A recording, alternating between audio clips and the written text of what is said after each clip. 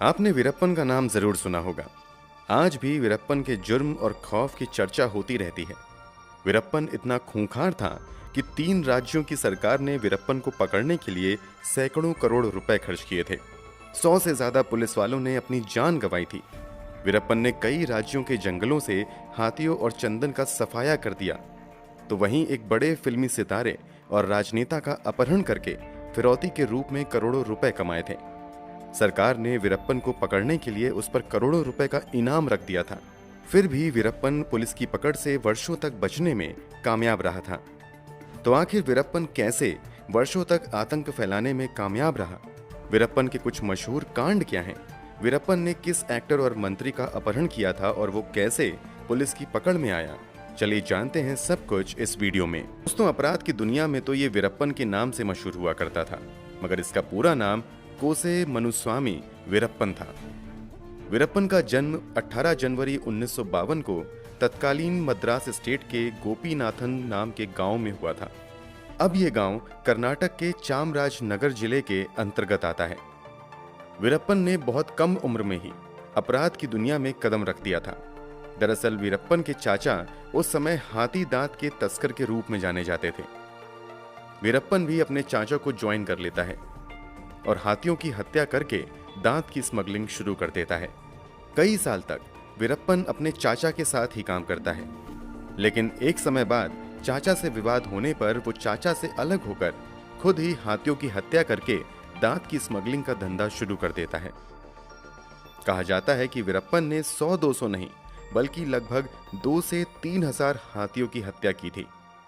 वीरप्पन के इसी आतंक की वजह से कर्नाटक, तमिलनाडु और केरल के जंगलों में बड़े स्तर पर हाथियों का सफाया तक हो गया था।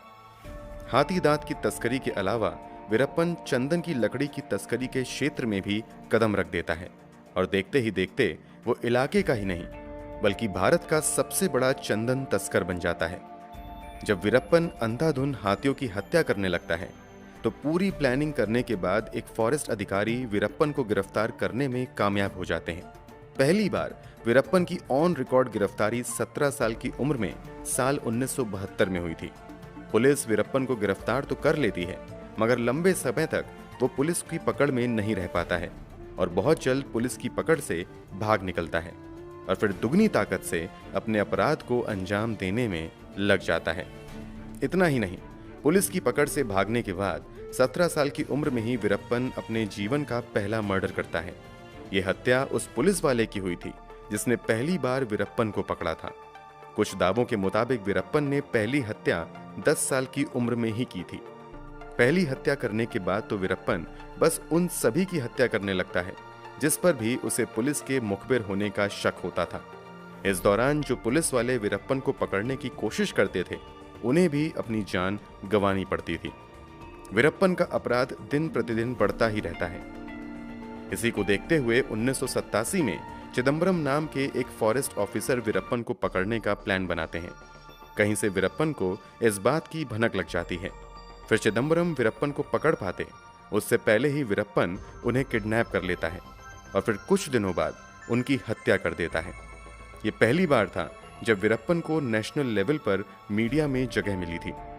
जब वीरप्पन का आतंक हद से ज्यादा बढ़ जाता है तो अब वीरप्पन को पकड़ने की जिम्मेदारी senior IFS officer P Srinivas को दी जाती है।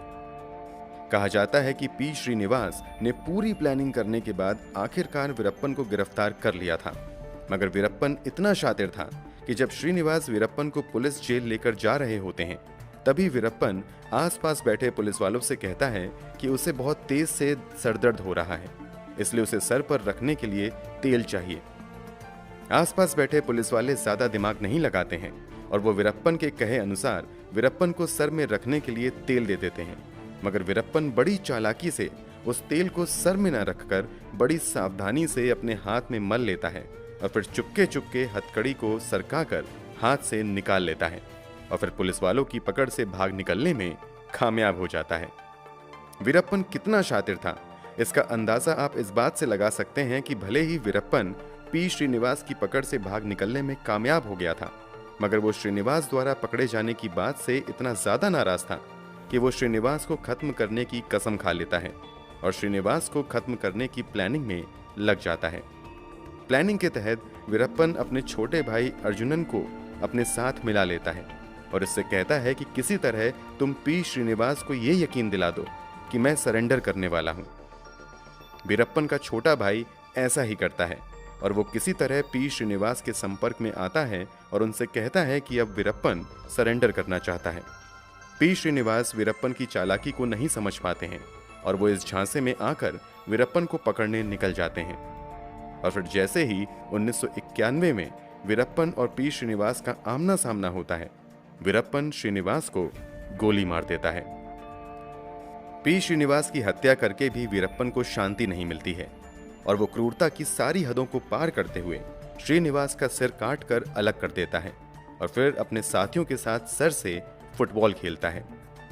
वीरप्पन की इस करतूत की खबर से हर कोई शॉक्ड रह जाता है।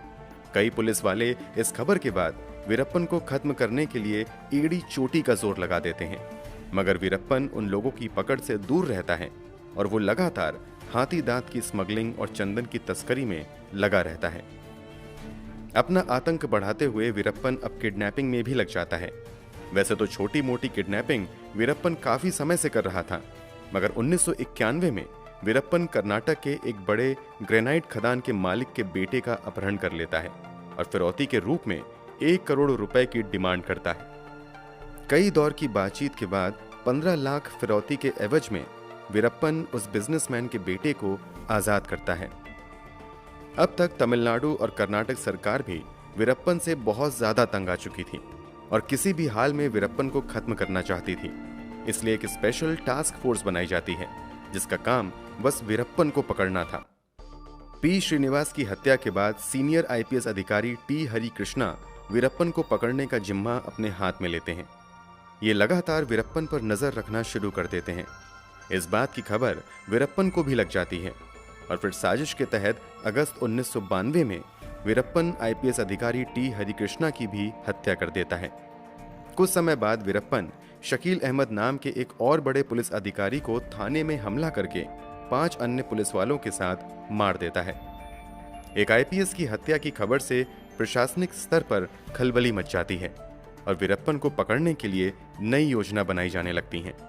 इस नई योजना के तहत अब पुलिस वालों की बजाय बीएसएफ यानी बॉर्डर सिक्योरिटी फोर्स को वीरप्पन को पकड़ने की जिम्मेदारी दी जाती है। बीएसएफ के कई सारे जवान तमिलनाडु और कर्नाटक के जंगलों में लगा दिए जाते हैं, मगर आगे चलकर बीएसएफ को स्थानीय भाषा की वजह से बहुत ज्यादा कठिनाई होने लगती है। इसी बीच वीरप्पन और उसकी टीम के सदस्य अलग अलग समय पर 20 से ज्यादा बीएसएफ जवानों की हत्या भी कर देते हैं। आखिरकार तमिलनाडु सरकार के विरोध की वजह से बीएसएफ को जंगल से हटाना पड़ता है। बीएसएफ के बाद वीरप्पन को पकड़ने का जिम्मा गोपाल कृष्ण नाम के एक अधिकारी अपने हाथ में लेते हैं। इस बात की जानकारी वीरप्पन को लग जाती है कि गोपाल कृष्ण ने उसे पकड़ने की जिम्मेदारी ली है। इस बात से वीरप्पन को काफी गुस्सा आता है और वो 9 अप्रैल 1993 की सुबह कोलातपुर गांव के आसपास गोपाल कृष्ण के लिए गंदी गंदी गालियों वाला पोस्ट लगवा देता है। गालियों के अलावा इन पोस्ट में वीरप्पन गोपाल कृष्ण को चैलेंज भी करता है कि अगर दम है तो मुझे पकड़ के दिखाओ। इस पोस्टर के अलावा वीरप्पन पुलिस मुखबिर होने के शक में पास के ही एक आम नागरिक की हत्या कर देता है।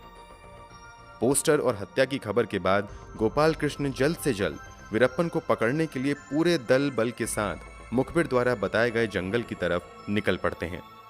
इस बार गोपाल कृष्ण लगभग 43 पुलिस वालों के साथ वीरप्पन को पकड़ने जा रहे थे। अभी गोपाल कृष्ण का काफिला कुछ ही दूर पहुंचा था कि पलार पुल पर पहुंचकर गोपाल कृष्ण की जीप खराब हो जाती है। इस कारण गोपाल कृष्ण अपनी जीप से उतरकर पुलिस बस में बैठ जाते हैं। इस बस में गोपाल कृष्ण के अलावा 15 पुलिस के मुखबिर, 4 पुलिस वाले और 2 फॉरेस्ट गार्ड सवार थे। इस बस के पीछे एक और बस थी जिसमें तमिलनाडु पुलिस के इंस्पेक्टर अशोक कुमार 6 अन्य पुलिस वालों के साथ बैठे हुए थे। वीरप्पन का मुखबिर नेटवर्क इतना मजबूत था कि इस बात की भनक वीरप्पन को भी लग जाती है कि गोपाल कृष्ण पूरे दलबल के साथ उसे पकड़ने आ रहे हैं। इसलिए वीरप्पन भी एक खतरनाक प्लान बनाकर रास्ते में बारूद बिछा देता है और गोपाल कृष्ण और उनकी टीम के इंतजार में बैठा रहता है। जैसे ही वीरप्पन की नजर गोपाल कृष्ण और उनकी टीम पर पड़ती है, वीरप्पन ब्लास्ट करने का इशारा कर देता है। इशारा मिलते ही वीरप्पन का एक साथी बिछाए गए बारूद में जबरदस्त विस्फोट कर देता है। विस्फोट इतना धमाकेदार होता है कि बस के परखच्चे उड़ जाते हैं और इस बस के अंदर बैठे सभी 22 लोगों के शरीर के टुकड़े हवा में उड़ने लगते हैं। गोपाल कृष्ण समेत सभी पुलिस वाले और मुखबिर एक झटके में मारे जाते हैं। ये पहली बार था जब वीरप्पन ने एक साथ इतने लोगों की हत्या की थी। इस खबर से पूरे देश में सनसनी मच जाती है। एक बार फिर से तमिलनाडु, कर्नाटक और केरल की सरकार मिलकर वीरप्पन को पकड़ने की योजना बनाने में लग जाती हैं। 1992 में जिस स्पेशल टास्क फोर्स का गठन किया गया था, वो एक बार फिर से वीरप्पन को पकड़ने की प्लानिंग में लग जाते हैं। जंगल में आतंक मचाने के अलावा वीरप्पन ने शादी भी की थी। रिपोर्ट्स के मुताबिक 1990 में उसने मुथुलक्ष्मी नाम की महिला से शादी की थी। 1993 की घटना के बाद पुलिस वाले पूरी प्लानिंग करने के बाद फाइनली वीरप्पन की पत्नी मुथुलक्ष्मी को गिरफ्तार करने में सफलता हासिल कर लेते हैं। मुथुलक्ष्मी पर वीरप्पन की सहायता करने का आरोप लगाया जाता है। इसके अलावा कई अन्य धाराओं के तहत मुथुलक्ष्मी पर एफआईआर दर्ज की जाती है, मगर आगे चलकर मुथुलक्ष्मी को सभी आरोपों से मुक्त करते हुए रिहा कर दिया जाता है। इधर वीरप्पन अब भी पुलिस की पकड़ से बाहर ही रहता है और अपनी मर्जी के मुताबिक हाथियों की हत्या, चंदन की तस्करी और पुलिस वालों से लेकर आम लोगों की हत्या करना जारी रखता है। वीरप्पन ये सब जरूर कर रहा था, मगर अब उसके मन में भी पुलिस का खौफ बैठ गया था। यही वजह थी कि जब 1992 में वीरप्पन के घर एक बेटी का जन्म होता है तो कुछ समय तक तो वीरप्पन अपनी बेटी को संभाल कर रखता है, मगर रात के समय जब बेटी रोती थी तो उसके रोने की आवाज जंगल में काफी दूर तक जाती थी। इस कारण वीरप्पन को डर सताने लगता है कि बच्ची के रोने की आवाज सुनकर शायद पुलिस उस तक आ सकती है। इसलिए एक रात वीरप्पन अपनी बेटी का गला दबाकर उसकी हत्या कर देता है। 1993 में वीरप्पन की बेटी का सड़ा गला शव कर्नाटक के एक जंगल में मिलता है। अप्रैल 1993 में पुलिस वाले और पुलिस मुखबिर समेत धमाके से 22 लोगों की हत्या करने के बाद 24 मई 1993 को वीरप्पन और उसके गैंग वाले 6 और पुलिस वालों की हत्या कर देते हैं, जो वीरप्पन को पकड़ने की कोशिश में लगे हुए थे। अब तमिलनाडु सरकार खुद ही बीएसएफ और एसटीएफ की तैनाती आसपास के जंगलों में कर देती है। कई महीनों की मेहनत के बाद एक दिन बीएसएफ और एसटीएफ को वीरप्पन के गैंग की जानकारी हाथ लगती है। इसके बाद पुलिस और वीरप्पन गैंग दोनों का एनकाउंटर होता है और इस एनकाउंटर में वीरप्पन गैंग के 6 आदमी मारे जाते हैं, जबकि पुलिस वाले 9 गैंग मेंबर को गिरफ्तार करती है। कहा जाता है कि मारे गए और गिरफ्तार किए गए लोग किसी भी तरह से पुलिस को सहयोग करने से मना कर देते हैं। मारे गए लोगों के परिवार वाले सरकार से किसी भी तरह का मुआवजा लेने से मना कर देते हैं, क्योंकि वीरप्पन ने उनसे ऐसा करने के लिए कहा था। बदले में वीरप्पन मारे गए लोगों के परिवार वालों को मोटी रकम देता है। 1993 के अलावा 1994 में भी वीरप्पन कई पुलिस वालों को मौत के घाट उतार देता है। 1995 में 3 फॉरेस्ट अधिकारी को किडनैप कर लेता है, जबकि 1996 में वीरप्पन और इसके गैंग के साथ एनकाउंटर में कम से कम 19 पुलिस वाले मारे जाते हैं। 1996 में ही वीरप्पन का पता लगाने के लिए पुलिस वाले वीरप्पन के भाई अर्जुनन को गिरफ्तार करते हैं। वीरप्पन का भाई कथित तौर पर पुलिस कस्टडी में ही आत्महत्या कर लेता है। इस बात का बदला लेने के लिए वीरप्पन एक पुलिस अधिकारी और कांस्टेबल को मौत के घाट उतार देता है। अगले साल भी वीरप्पन कई पुलिस वाले और पत्रकार समेत कुछ फोटोग्राफर को भी किडनैप करता है। कुछ को मार देता है तो कुछ को पुलिस वालों के एनकाउंटर के बाद छोड़ देता है। कुल मिलाकर 1990 से लेकर वीरप्पन पैसों के लिए लोगों को किडनैप भी करता है। कथित तौर पर कई बार सरकार की ओर से अनऑफिशियल तरीके से वीरप्पन को फिरौती की रकम भी दी गई। वीरप्पन ने अपने करियर की सबसे बड़ी किडनैपिंग 30 जून साल 2000 में की थी। ये किडनैपिंग किसी और की नहीं बल्कि कन्नड़ सिनेमा के तब के सुपरस्टार राजकुमार की थी। आप बस इतना समझ लीजिए कि जो हैसियत आज अमिताभ बच्चन की है, कुछ वैसी ही हैसियत राजकुमार की कन्नड़ सिनेमा में थी।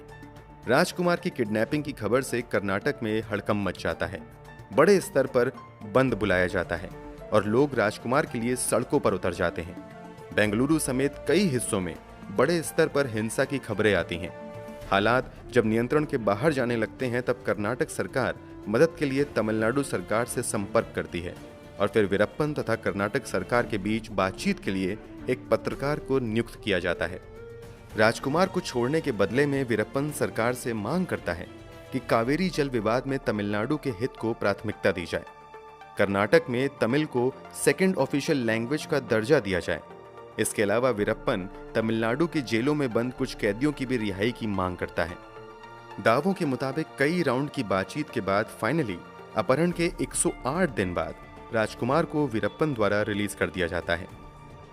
पहले तो सरकार किसी भी तरह की फिरौती देने के दावों से इनकार करती है, मगर बाद में खुलासा होता है कि राजकुमार को छोड़ने के लिए वीरप्पन को कर्नाटक सरकार द्वारा 20 करोड़ रुपए की फिरौती दी गई थी। इस किडनैपिंग के बाद वीरप्पन की अगली बड़ी किडनैपिंग साल 2002 में देखने को मिली। 25 अगस्त 2002 को वीरप्पन कर्नाटक सरकार के पूर्व मंत्री एच नगप्पा को किडनैप कर लेता है। नागप्पा 1996 से 1999 तक कर्नाटक सरकार में मिनिस्टर थे। मंत्री जी को छोड़ने के लिए वीरप्पन कथित तौर पर मोटी रकम की डिमांड करता है। इस बार सरकार कोई भी रकम देने से मना कर देती है। मंत्री जी को छुड़ाने के लिए इस बार कर्नाटक पुलिस पहले तमिलनाडु पुलिस के साथ मिलकर काम करती है और फिर केरल पुलिस की भी मदद ली जाती है। पूरी प्लानिंग के बाद तीनों राज्यों की पुलिस द्वारा संयुक्त रूप से वीरप्पन के खिलाफ अभियान चलाया जाता है और वीरप्पन के गैंग के साथ इनका एक एनकाउंटर भी होता है। इस एनकाउंटर में पुलिस वाले नागप्पा को छुड़ाने में नाकाम रहते हैं और फिर किडनैपिंग के 3 महीने बाद नागप्पा की लाश कर्नाटक के जंगल में मिलती है। नागप्पा की हत्या के बाद कर्नाटक सरकार द्वारा वीरप्पन पर 15 करोड़ रुपए का इनाम रख दिया जाता है। वीरप्पन का आतंक जब हद से ज्यादा बढ़ जाता है तब तमिलनाडु की तत्कालीन मुख्यमंत्री जयललिता एक स्पेशल टास्क फोर्स बनाने का निर्णय करती हैं और जून 2001 में इस टास्क फोर्स की कमान वरिष्ठ आईपीएस अधिकारी विजय कुमार के हाथों में दे दी जाती है। जयललिता द्वारा विजय कुमार को स्पेशल इंस्ट्रक्शन दिया जाता है कि किसी भी कीमत पर वीरप्पन को जल्द से जल्द खत्म करना है।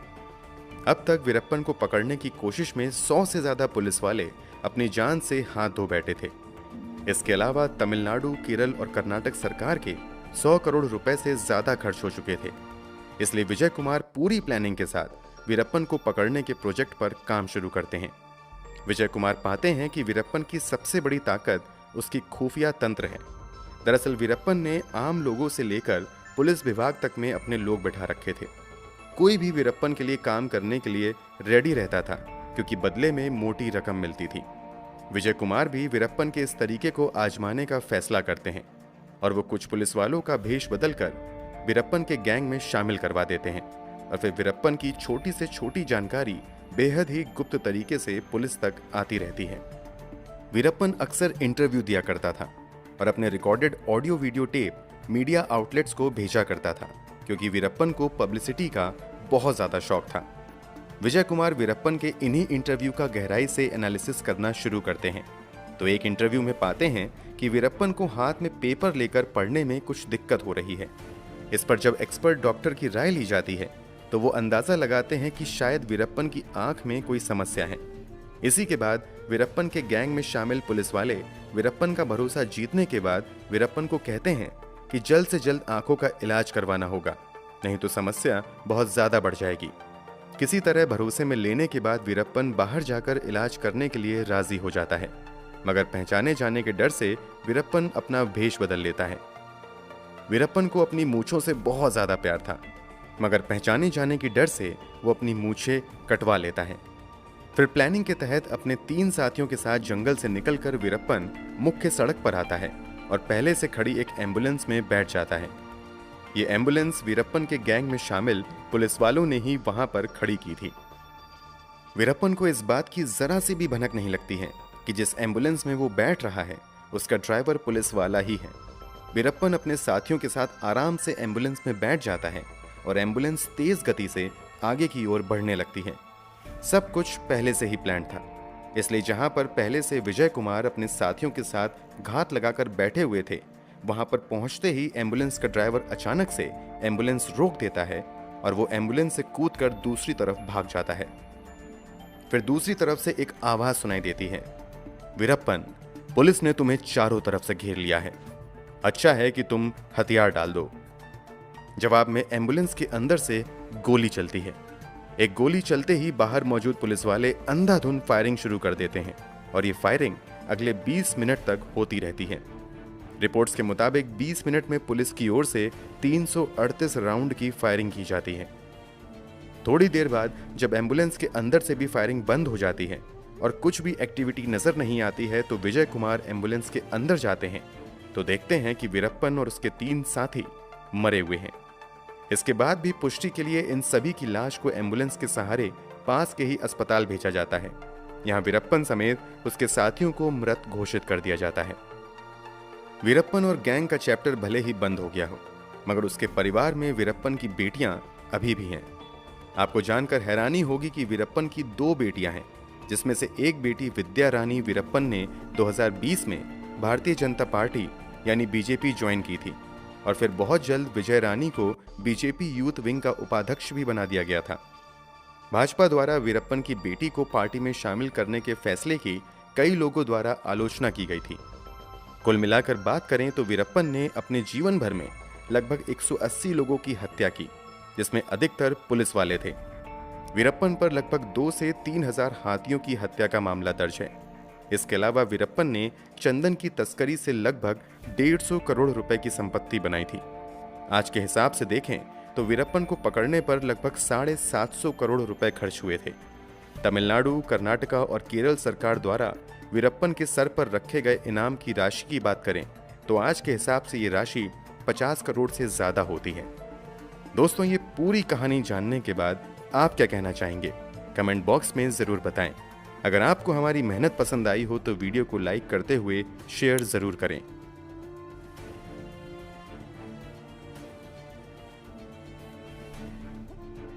अपराध की दुनिया से जुड़ी ऐसी ही कहानियों के लिए हमारे साथ लगातार जुड़े रहें। धन्यवाद।